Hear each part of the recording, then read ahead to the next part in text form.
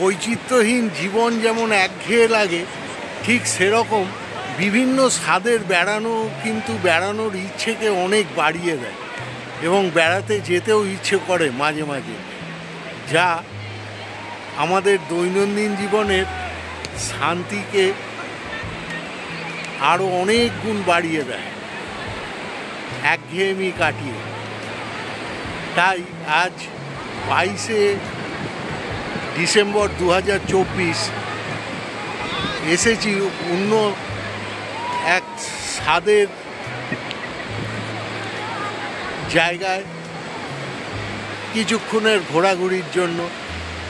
Fresh oxygen কিছুটা নিয়ে আবার ফিরে যাব হয়তো অন্য কোনো জায়গায়।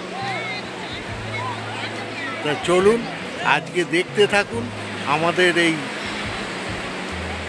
সমুদ্র সৈকতটি। আপনাদের সকলেরই দেখা, তবুও নাম বলে দিই, মন্দারমণি। অত্যন্ত সুন্দর এবং অতি পরিচিত একটি সমুদ্র সৈকত। আর এই মন্দারমণি ও দীঘা পর্বে আপনাদের সকলকে স্বাগত আমাদের চ্যানেল সরজিৎ দেতে।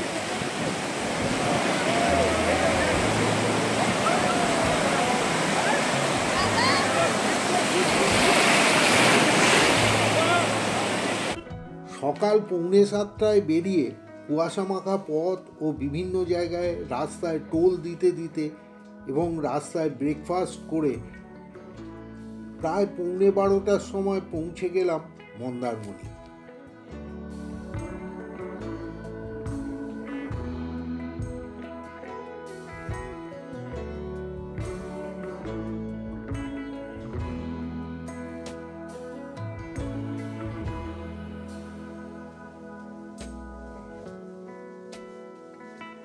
নিচে ঢোকার রাস্তা ঠিক সামনেই করে দেওয়া হয়েছে বিশ্ববাংলা স্ট্যাচু। এখন পশ্চিমবঙ্গের অনেক পর্যটন ক্ষেত্রেই এই স্ট্যাচু আপনারা দেখতে পাবেন। আর এর পিছনে রয়েছে সমুদ্র, অর্থাৎ বে অফ বেঙ্গল। বিশ্ববাংলা স্ট্যাচু থেকে বাঁদিকে ঘুরে বিচের একদম ধারেই পার্কিংয়ে গাড়ি রেখে নেমে পড়লাম।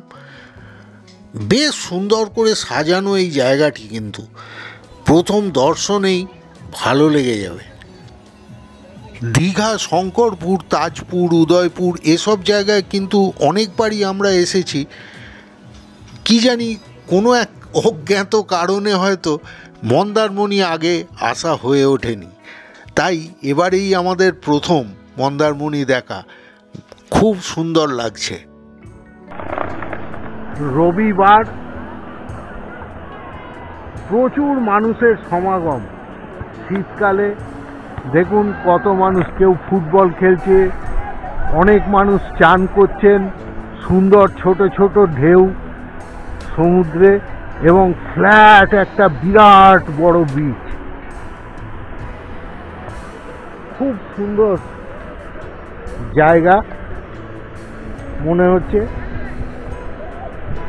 তবে কাঁথির পর থেকে আসার রাস্তাটাই মোটামুটি খুব ভালো নয়, খুবই সাধারণ এবং রাস্তায় খুব চাঁদার জুলুমও আছে।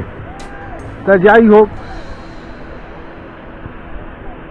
এ এখন পশ্চিমবঙ্গের সর্বত্রই আছে।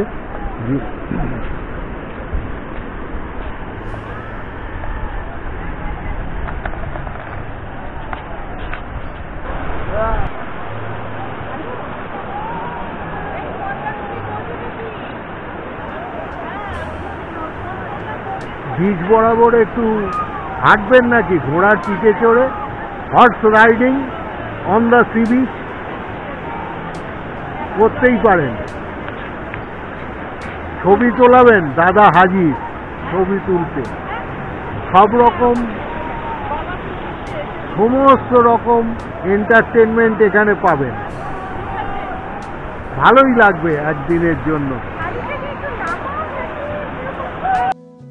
বিচে এরকম কিছু নৌকো পাবেন, ওই যে দূরে দেখতে পাচ্ছেন, ওইভাবে ওই নৌকোগুলোকে ভাড়া করে খানিকক্ষণের জন্যে শান্ত সমুদ্রে যদি ঘুরে আসতে চান ঘুরে আসতে পারেন। বেশ খানিকটা দূরেই যায়, একটা দেখুন অনেক দূরে গেছে, আমি একটু চেষ্টা করে দেখাই আপনাদের।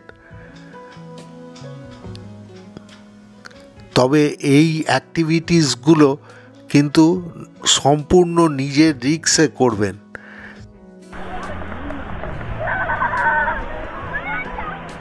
সমুদ্রের জলে ঢেউ নিয়ে খেলা করতে কিন্তু সবাইকারই ভালো লাগে, কিন্তু বাচ্চাদের এই আনন্দটা দেখুন।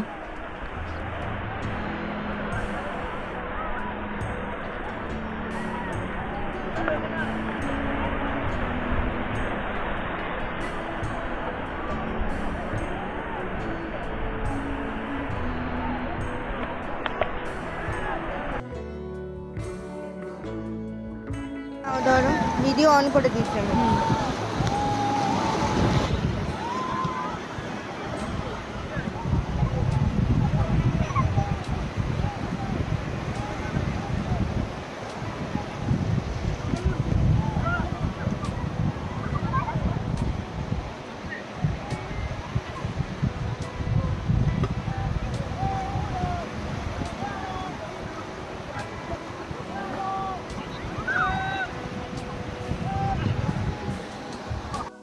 জলে চান করতে করতে দেখুন ওয়াটার পোলো খেলা হচ্ছে ঢেউয়ের মধ্যে।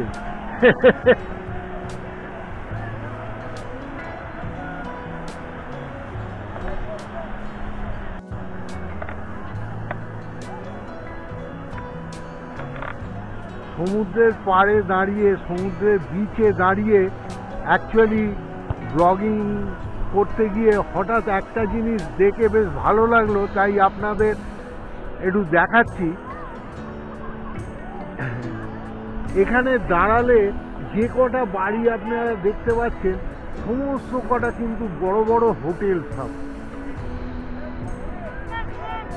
180 ডিগ্রি পুরো ঘুরিয়ে দেখালাম, একটা বাড়িও কিন্তু অন্য কোনো পারপাসের জন্য ব্যবহার হচ্ছে না, শুধুমাত্র এই একটা মন্দিরের মতো রয়েছে। বেশ কালারফুল একটা সুন্দর মন্দির, আর ছোট ছোট ঝাউ গাছ এদিক ওদিক আছে, কিন্তু ঝাউয়ের বন কোথাও নজরে পড়ছে না। যাকে এত সুন্দর সি বিচে এত ঝকঝকে ওয়েদারে ফটো সেশন চলবে না তাই কি হয়? দীর্ঘক্ষণ ধরে চলল ফটো সেশন, এবং তারই কয়েকটা এখানে দিয়ে দিলাম।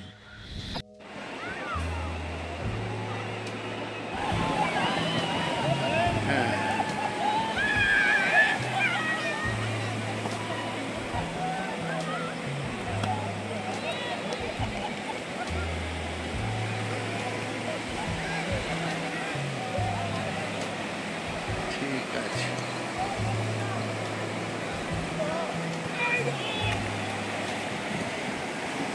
জলটা কিন্তু বেশ ঠান্ডাই আছে,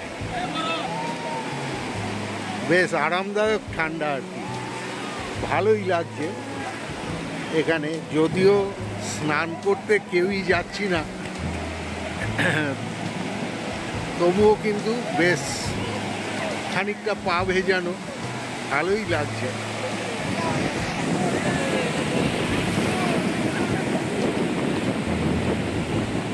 বিচে অনেকক্ষণ সময় কাটিয়েছি, এবার বিচ থেকে আস্তে আস্তে ওপরে উঠে পড়ি। দু দফায় প্রায় 20টি সিঁড়ি পার করে নিচে নেমেছিলাম, আবার ওই অতগুলো সিঁড়ি ওপরে উঠতে হচ্ছে। বাবা বেড়াতে খুবই ভালোবাসেন, তাই এই 95 বছর বয়সেও এই সিঁড়ি ওঠার কষ্টটুকু মেনে নিচ্ছেন।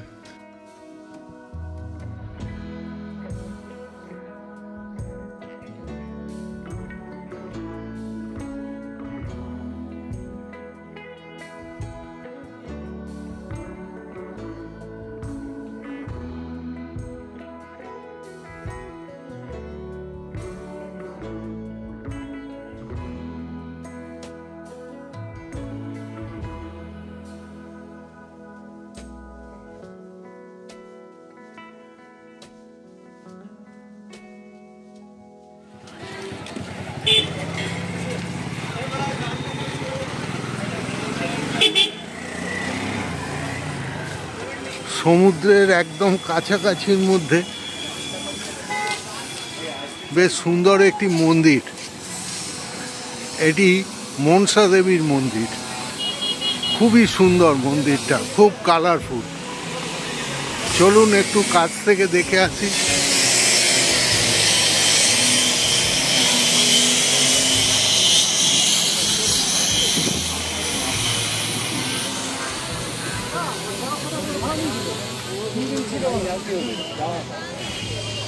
এগুলি পার্কিং, বেশ অনেকগুলো পার্কিং আছে। আপনারা যদি গাড়ি নিয়ে আসেন, হোটেলে পার্কিং না পেলে এখানে আসতে পারেন, পার্কিংয়ে গাড়ি রাখতে পারেন।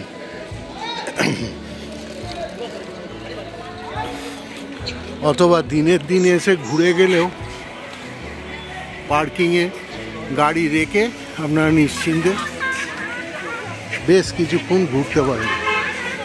সকাল 5টা থেকে রাত্রির 11টা পর্যন্ত 50 টাকা ভাড়া মাত্র পার্কিংয়ে। মন্দিরের সামনে এসে গেছি, চলুন দেখে নিই। ভেতরের মূর্তি, অনেক ভক্তজন বসে আছেন। ও তো মা কালীর।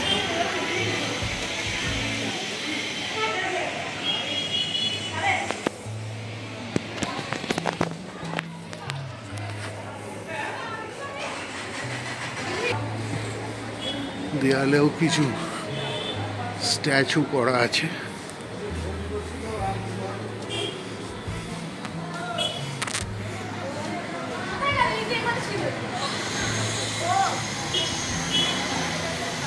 বেশ সুন্দর মন্দিরটি। ইনি হচ্ছেন মা মনসা, ওনার মন্দির। এই মন্দিরের মুখ্য পূজ্য দেবী মা মনসা।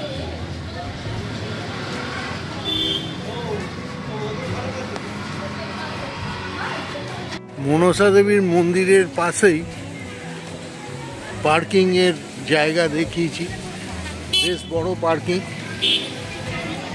এখানে একটা হোটেল, আরিয়ান ইন্টারন্যাশনাল। আমরা যেহেতু থাকবো না তাই আর হোটেলের দরদাম করিনি, তবে শনিবার রবিবার বাদ দিলে সপ্তাহের বাকি দিন মোটামুটি 1000-1200 টাকাতেই রুম পাওয়া যাবে। আচ্ছা, এখানে টোটো পাওয়া যায়, যদি প্রয়োজন হয় নিয়ে একটু ঘুরতেও পারেন। এইখানে একটা বিচের পাশে বেশ সুন্দর একটা ছোট্ট সাজানো গোজানো মার্কেট। অনেক কিছু উপহার সামগ্রী ছোট ছোট বিক্রি হচ্ছে। একটু ঘুরিয়ে দেখিয়ে দিচ্ছি।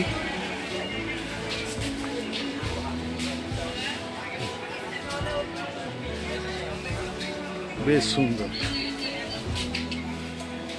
ও, এর মধ্যে খাবার হোটেলও আছে। হ্যাঁ হ্যাঁ,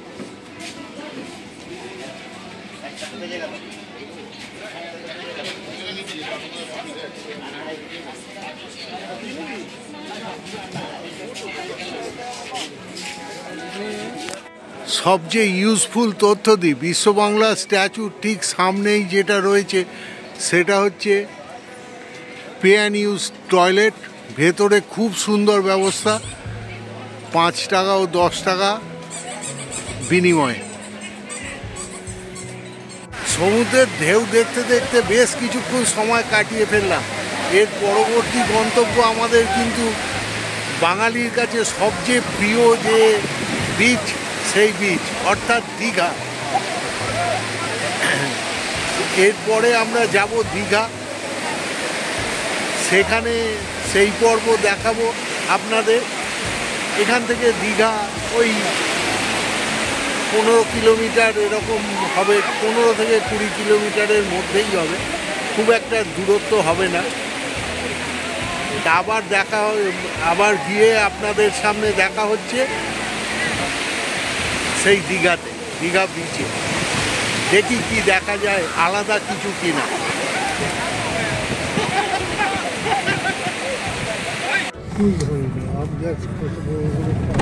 মন্দারমণি থেকে বেরিয়ে বাঁদিকের রাস্তা সোজা চলে গেছে দীঘার দিকে। আমরাও সেই রাস্তা ধরে চলেছি, কিন্তু রাস্তার অবস্থা অত্যন্ত সঙ্গীন, তবে নামটা বড়ই লোভনীয়। কি বলুন তো, মেরিন ড্রাইভ রোড, এটা নাকি মেরিন ড্রাইভ রোড। মন্দারমণি থেকে দীঘা যাওয়ার পথে রাস্তায় মেরিন ড্রাইভ রোড দিয়ে যাচ্ছিলাম, তখন রাস্তায় এই সুন্দর জায়গাটা দেখে একটু দাঁড়ালাম। একদম সমুদ্রের পাশ দিয়ে এই জায়গাটাকে সত্যিই মেরিন ড্রাইভ বলা যেতেই পারে, এবং খুব সুন্দর জায়গাটা।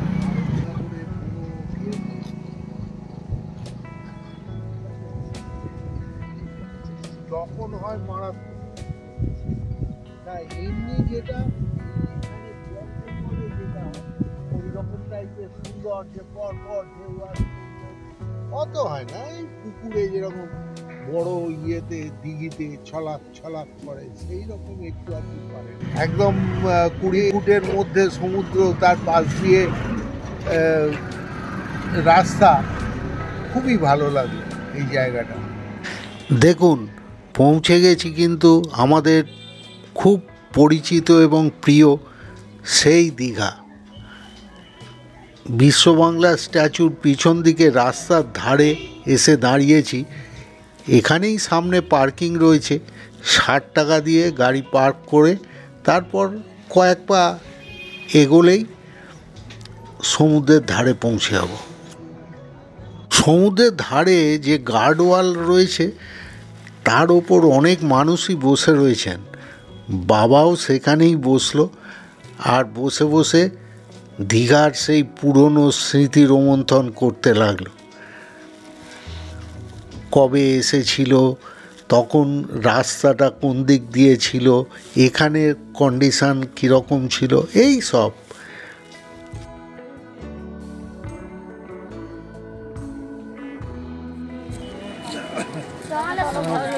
এইখান থেকে চল, এখানে একটা পিলার ছিল, আর ওদিকে একটা হোটেল ছিল, ওই একটাই হোটেল।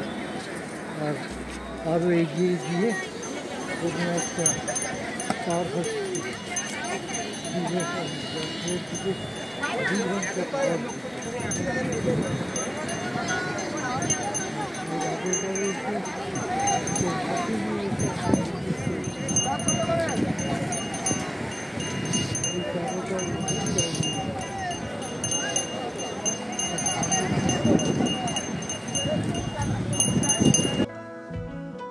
আর এরা দুজন গার্ডওয়াল পেরিয়ে সমুদ্রের দিকে বিচের ধার বরাবর বেড়াতে লাগলো। আর এরাও দেখি সেই স্মৃতি রোমন্থনই করছে, কোনবার এসে কি কি ঘটেছিল, কি কেনা হয়েছিল, এই সব। এখানে এসে মনে আছে গাড়ি এলো আর এখানে পড়লো, সে হাঁটুতে এত ছড়ে গেল।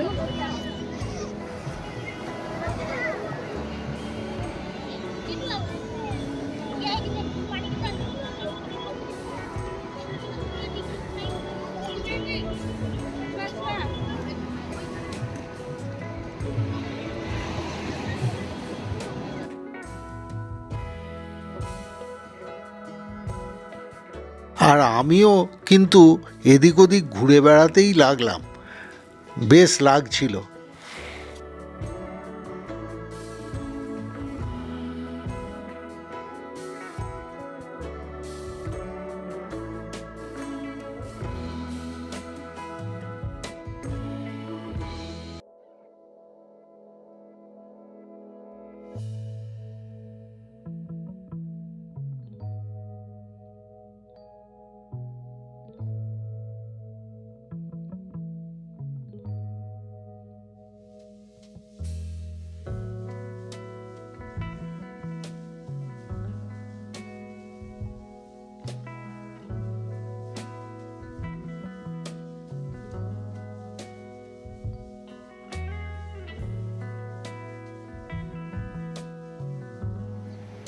যেতে পারছে না, ওই জন্য আসা।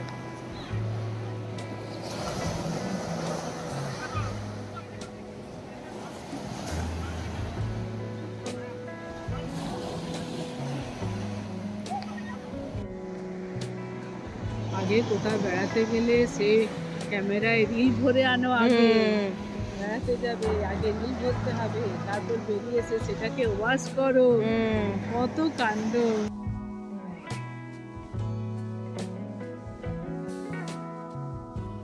এটি দীঘার সাইনেজ, আই লাভ দীঘা। এর সামনে দাঁড়িয়ে একটু ছবি টবি তোলা হলো।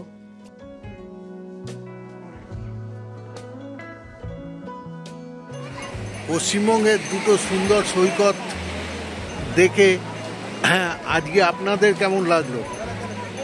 ভালো লাগলে কি করতে হবে, আপনারা বিচক্ষণ এবং বুদ্ধিমান, আপনারা তো জানেনই। এর পরের পর্বে আপনাদের দীঘার একটি অদেখা জিনিসের সন্ধান দেব খুব শীঘ্রই। ততদিন সুস্থ থাকবেন, ভালো থাকবেন, সঙ্গে থাকবেন। তাহলে আজকের মতো বাই।